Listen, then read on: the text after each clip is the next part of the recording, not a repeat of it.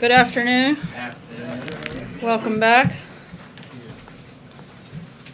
Today, the President and First Lady welcome President Emmanuel Macron and Mrs. Macron to the White House, beginning the first state visit for the Trump administration. This visit will celebrate the long and enduring friendship between France and the U.S. Discussions will include economic, diplomatic, and global issues. The First Lady has taken an active role in every detail and planning of the visit, including the state dinner, which will be held tomorrow evening, and we're looking forward to a very successful state visit. As you all saw, we now have 3 Democrat senators who have announced they will vote to confirm Mike Pompeo, President Trump's highly qualified nominee for Secretary of State. However, a majority of Democrats continue their pointless obstruction to score cheap political points with their base as a willful attempt to undermine American diplomacy. Regardless, the President is looking forward to Mike Pompeo's confirmation so he can continue doing an incredible job on behalf of the American people. I also want to commend the heroic actions of James Shaw Jr. early Sunday morning at a Waffle House in Tennessee. Mr. Shaw saved lives when he wrestled a gun from an active shooter who had opened fire. The President offers his condolences to the victims and their families. He is monitoring the ongoing situation, and the White House is in regular contact with state and local officials. Finally, I want to congratulate the Duke and Duchess of Cambridge on the birth of their 3rd child, a baby boy. And from one mother to another, I know the reality of being outnumbered can be very scary, but I know she and Prince William will continue to be amazing parents. So congratulations to them, and with that, I'll take your questions. Jonathan. Sarah, on North Korea, is the President willing to accept anything short of complete denuclearization before lifting any sanctions? Certainly the goal is denuclearization of the peninsula, and we're going to continue the maximum pressure campaign that has been ongoing to North Korea until we see concrete actions taken towards complete and total denuclearization. Well, does that mean no sanctions lifted until that's achieved, or are you willing to go incrementally? Certainly no sanctions lifted until we see concrete actions taken by North Korea to denuclearize. The President said in his tweet that they had agreed to denuclearize. Where did they do that? Have they already agreed to do that? Certainly in a number of the conversations, including the comments I'd refer you back to, also South Korean President Moon, who has said that North Korea has expressed a will for complete denuclearization, and certainly that's the focus of any conversation and negotiation that the United States will have with North Korea. Steve? Sarah, to what extent will the Iran nuclear deal come up in the conversation between the President and President Macron? And what does President Trump want to hear from Macron on this thing? Look, I'm not going to get ahead of any conversations that we expect to take place over the next couple of days. As you know, they just landed a few minutes ago and haven't even arrived here at the White House. I'm not going to presume what those conversations will look like. We certainly expect that will be part of the conversation, and we'll keep you posted if we have any specific details to put out about that. Is the President still leaning toward decertifying the deal when it comes up again on May 12th? I don't have any announcements on that front, but the President has been extremely clear that he thinks it's a bad deal. That certainly has not changed. Jim? I wanted to ask you a question, sort of following up on what you were asked this morning about Michael Cohen. It was noticed by some that you didn't close the door one way or the other on the President pardoning Michael Cohen. What is your what's your read on that right now? It's hard to close the door on something that hasn't taken place. I don't like to discuss or comment on hypothetical situations that may or may not ever happen. I would refer you to personal attorneys to comment on anything specific regarding that case, but we don't have anything at this point. I'll just ask you about a tweet that the President put out last week. He tweeted a lot over the weekend, but last week he said he was talking about sanctuary cities in California and saying there's a revolution going on in California. So many sanctuary areas want out of this ridiculous crime-infested and breeding concept. We haven't had a chance to ask you about that tweet.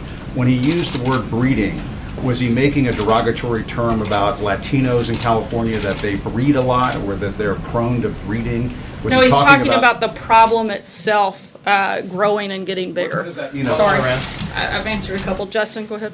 I also wanted to follow up on a couple of the President's tweets. The first was earlier this morning. I'm wondering if you could explain the President's tweet that he had ordered DHS not to allow large caravans of individuals into the country. So if you can say both what specifically he ordered DHS to do and what that would mean for individuals claiming refugee status within the United States. Like the president continues to monitor the ongoing situation. A sovereign nation that cannot defend its borders will no longer be a sovereign nation. The Trump administration is committed to enforcing our immigration laws, whether people are part of the caravan or not. If you enter the United States illegally, let me be clear, you've broken the law, and we will enforce the law through prosecution of illegal borders. While we are committed to doing everything we can on the border to secure our nation, we need Congress to do their job as well and to pass legislation to close the legal loopholes and prevent us from securing our borders and protecting Americans. The other tweet that the president did over the weekend, he said that he didn't see Michael Cohen flipping to get out of trouble with the government. I guess that prompts two questions. The first is what the president believes his personal attorney might have done to get him in trouble with the government, and secondly, what the president's done that he is worried Michael Cohen could flip about.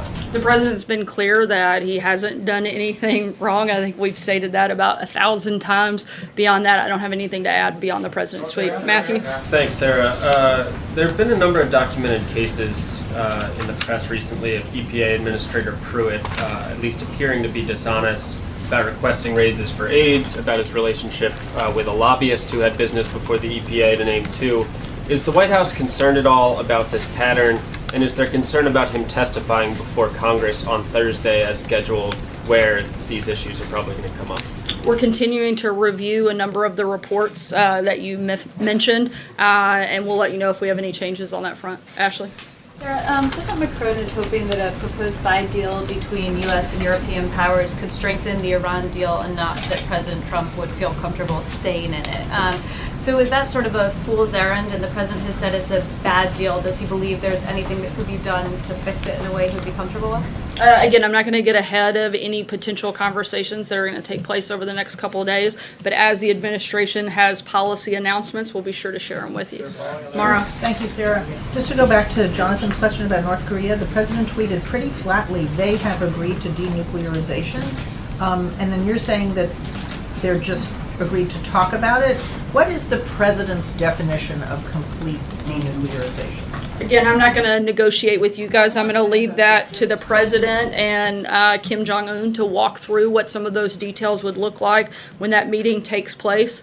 But I can be very clear that we expect it not to just be mentioned in words, but there have to be concrete actions that take place towards total denuclearization of the peninsula. Does that mean removing all nukes, our nukes? Again, I'm not going to get into the negotiations of what will take place and what the agreement will look like, but there have to be concrete actions that stop the denuclearization of the peninsula. President Macron appears to have a very robust agenda coming to Washington. He wants to change the president's mind on a lot of different things, on the Iran nuclear deal, on keeping U.S. troops in Syria, on tariffs, and maybe even on the Paris Climate Accord. Does he have an open mind? Is it possible that he will change his mind after President Macron gets through with him? I think that I feel very confident that we have the best negotiator at the table. Look, you have two leaders that have an incredibly good. Hold on, let me finish. Let me finish. That's not what I said. I said that we have a great negotiator at the table. I certainly was not commenting on President Macron's abilities, simply stating the obvious that we have an incredibly good negotiator at the table for the United States. But what you do have are two leaders who have a great deal of respect for one another, who have a great friendship, certainly both have a great deal of interest in doing what is best for their country, but being able to have very open and candid conversations because of the relationship, not only that the leaders have built, but that has existed between the two countries long before either of these individuals arrived on the scene, and we're going to continue that relationship, but I think we can expect this to be a very productive and very positive state visit for both countries. Could the president change his mind on some of these Again, I'm not things? going to get ahead of conversations that are going to take place, but as we have any policy announcements, I'm sure you guys will be the first to know. Again, the president wants to make good deals for this country, and if he feels like he can make a good deal that benefits this country, he's certainly going to engage in those conversations. Peter? Sarah, why should North Korea believe that the U.S. is an honest broker when the president has said publicly that he would like to get out of the deal the U.S. and others made with Iran? Look, the president's been clear from day one that he thinks that's a bad deal. I don't think any deal that he would sign and agree to he would consider a bad deal. The president wants to do what is in the best interest. The president wants to do what is in the best interest of our country and even in the world, and particularly having North Korea and the Korean Peninsula free of nuclear weapons, I think is a good thing for everybody, and I think even you would be hard pressed to find something different. Steve? What you said Sorry, about Peter, I've got tight time. I'm going to keep moving. I think we Steve? should. Yeah, Sarah, I just want to follow up on that about North Korea. I'm wondering what gives you any optimism that the North Koreans are really looking to denuclearize because of the statements that they're making. Everybody seems to be jumping on the very positive aspects of the statements, but they're also saying over the weekend that their completion of the nuclear arsenal, which they call their powerful treasured sword, firmly guarantees forever the country's security and well-being.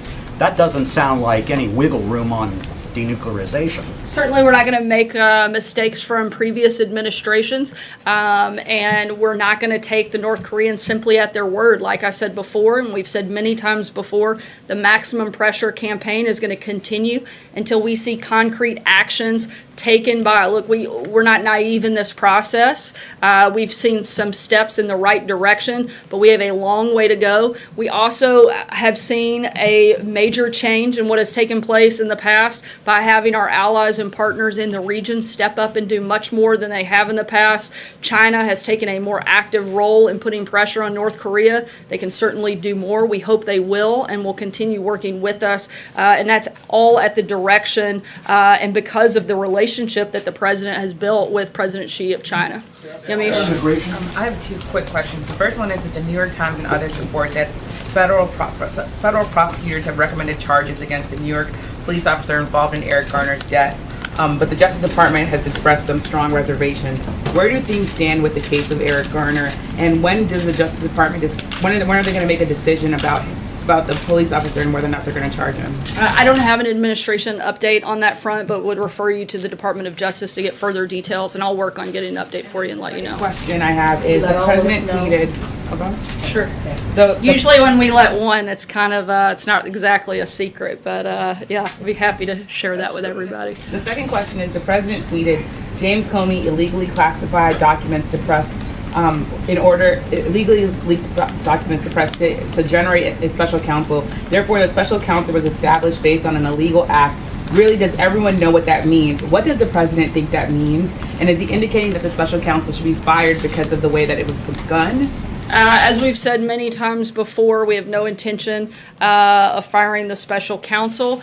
We've been beyond cooperative with them. We're continuing to cooperate with them, turned over nearly over 1 million pages in documents to the special counsel and have been cooperative. Exactly what the president's been saying all along, that this was a false premise that this entire thing started on. We continue to repeat that we think that the idea that the Trump campaign was involved in any collusion with Russia is a total witch hunt. Our position on that has been very clear since the beginning of this process, and the president's echoing exactly what that position is. John?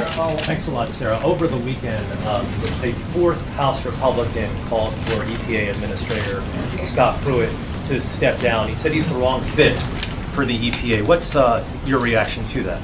Again, we're reviewing some of those allegations. However, Administrator Pruitt has done a good job of implementing the president's policies, particularly on deregulation, making the United States less energy dependent and becoming more energy independent. Those are good things. However, the other things certainly are something that we're monitoring and looking at, and I'll keep you posted. Blake? Last week, Andrew Wheeler was confirmed by the Senate. He is Scott Pruitt's deputy at the EPA. Couldn't he easily implement all of the president's agenda if Scott Pruitt stepped aside? He wouldn't have a dark cloud hanging over the agency. What's your view on that idea?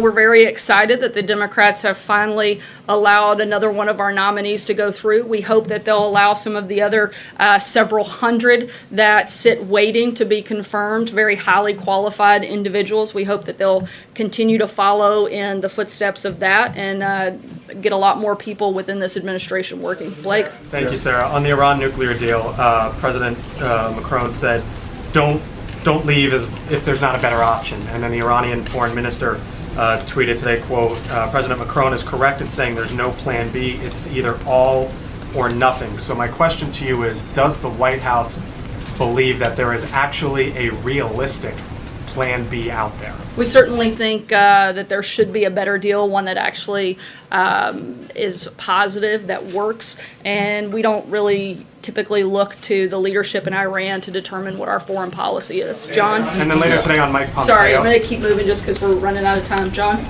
Thank you, Sarah.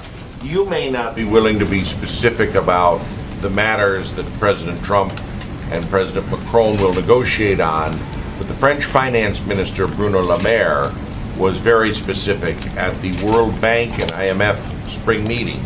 He said on Friday that France would insist on, and I quote, a full and permanent exemption, end of quote, of any trade tariffs the United States might want to impose on France. He went on to say that if they are going to be a partner in dealing with China and other countries, they cannot have what he called a sword of Damocles hanging over them. That's pretty strong language.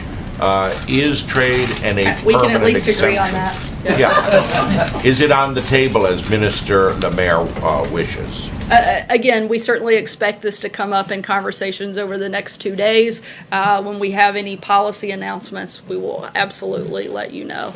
Kevin? Thank you, Sarah. Two quick ones. One on Syria. Is it fair to say the president agrees with the French president that a precipitous or too quick removal of America's presence from Syria would be a danger or damaging to the Syrian people? And if there is agreement there, is there a possibility that the two will come to some sort of a formal announcement during his time here? And a follow on Mike Pompeo, what would be the number one issue that the president would like him to tackle, assuming that, as expected, he is approved today?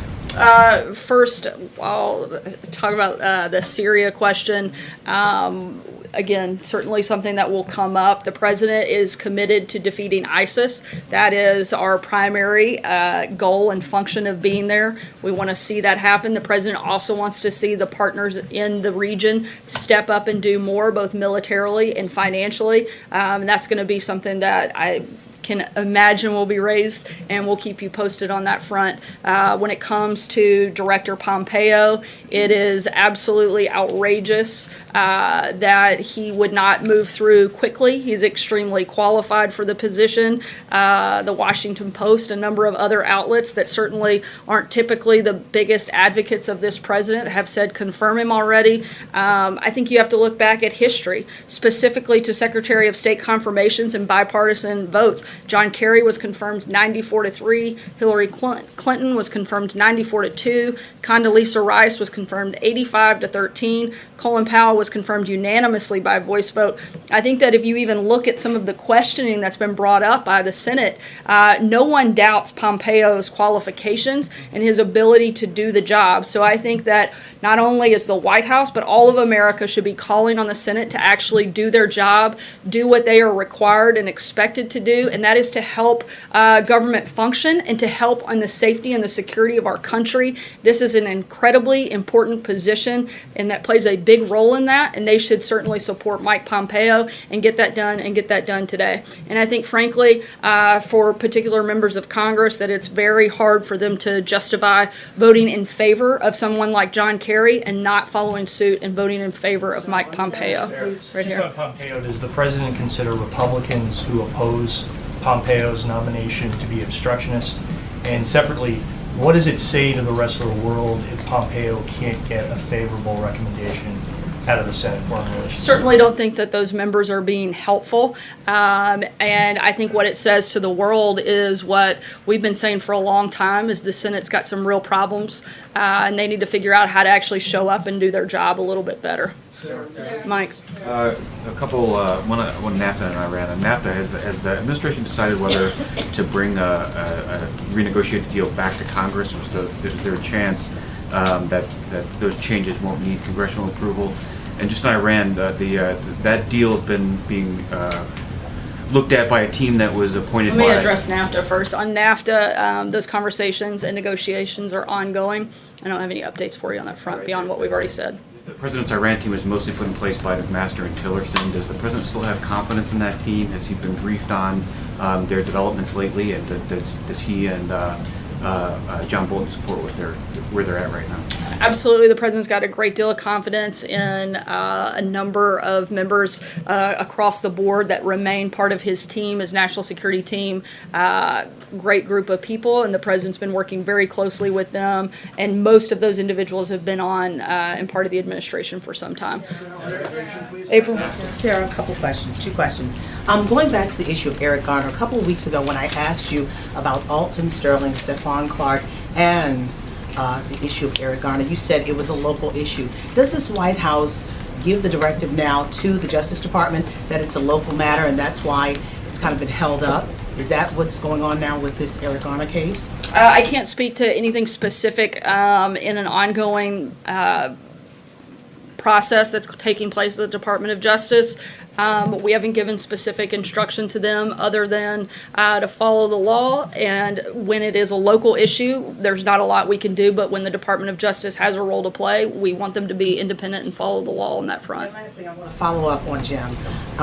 When you said breeding, the President was very clear in his statement about this issue. He said in a tweet, "There's a revolution going on in California. So many sanctuary areas want out of this ridiculous crime-infested and breeding concept." What did he mean by breeding? Again, the President has recognized that this is a major problem, and a lot of people, even in California, want to see the issue of sanctuary cities addressed, and the President's doing what he can to do that. What does breeding mean to this President? Because when you think of breeding, you think of animals breeding. Populating. I'm not going to begin to think what you think. Certainly, I think that it can mean a lot of things to a lot of people, but the President is talking about a growing problem, and I addressed that with Jim. I don't have anything else to add. Lolly? Thank you. I wanted to ask you about Afghanistan. There has been quite a number of attacks in Afghanistan in the last few days. This is the first fighting season after President announced his South Asia policy. How do you see the situation in Afghanistan now? I'm sorry, what was the last part of your question? How do you see the situation in Afghanistan now? We're continuing to move forward with the strategy that was announced, and I don't have any other policy announcements at this time. I'll take one last question. Brian? Thank you very much. Two quick questions. One, just to define what the President meant about breeding, to be specific, he's not talking about people having babies, yes? Not that I'm aware of. I'd have to ask him to dig into that deeper. I just said not that I'm aware of, and I would have to ask him to be more specific. Okay. In regards to the Mueller investigation... Guys, I'm sorry, I'm trying to remember. In regards to the Mueller investigation, I understand this administration says that there's no collusion. So if we take the President at his word, he can't be aware of everything that went on underneath him by everyone who works for him. So if there's someone who worked for him underneath him that is guilty or is prosecuted by the Mueller team, would he not support those who did wrong, even if he was unaware of it? Certainly we want everyone to follow the law, but I'm not going to comment on a hypothetical situation. The President has been clear. He and his campaign were not involved in collusion. If he had, I'm pretty sure, okay, you guys would have found that out, and I'm addressing that. Brian. Right? He would support the President would absolutely support the law and individuals following the law. What the President doesn't support is a year wasted distracting the world and the country from the great things that are happening in this country, from talking about issues that Americans actually care about. That's what the President would probably tell you to stay focused on. And with that, thanks guys. We'll see you tomorrow. Thank you, sir.